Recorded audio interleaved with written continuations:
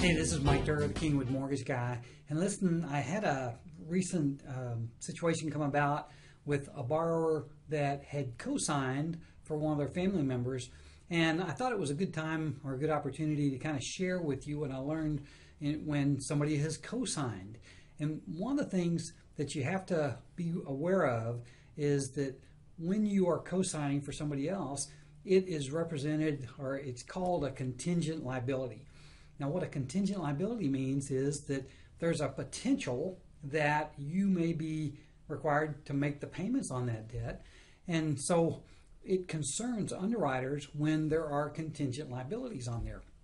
Matter of fact, in the underwriting and in the guidebook for FHA loans, it says very specifically that if there are contingent liabilities on your credit, that you're required to count those in the debt ratio unless one or two things happens. The first thing is you have absolute bona fide proof that the creditor will not hold you responsible if that debt's not paid. And unfortunately, that's just not likely to happen. I mean, there's not many people that are going to say, well, you signed on it, you don't have to pay.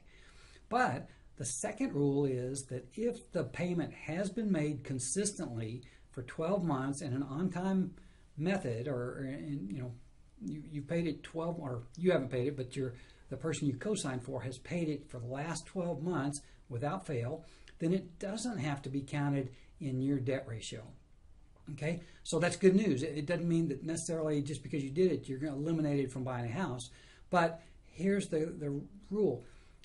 You have to be a little bit careful as to when you co-sign. So if you co-sign like 2 or 3 months ago, well, you're not going to have 12 months of proof that they have paid that obligation on time because it hadn't been 12 months. So you just imagine that if you co-sign for somebody, you have to be aware that you're kind of stuck for the next 9 or 10 months before you'll be able to qualify.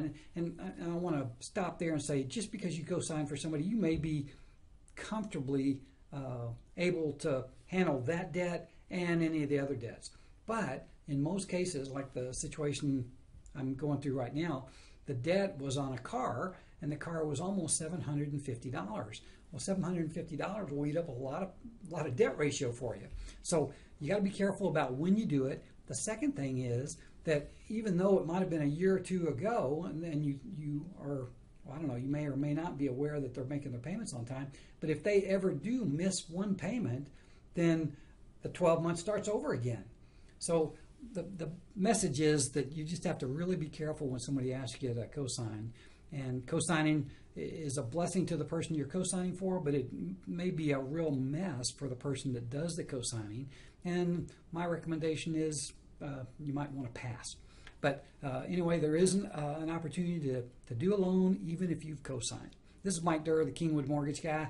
I'd like you to call me. This may not have answered your specific question, so just call me and I'd love to chat with you about your question. Talk to you later. Bye-bye.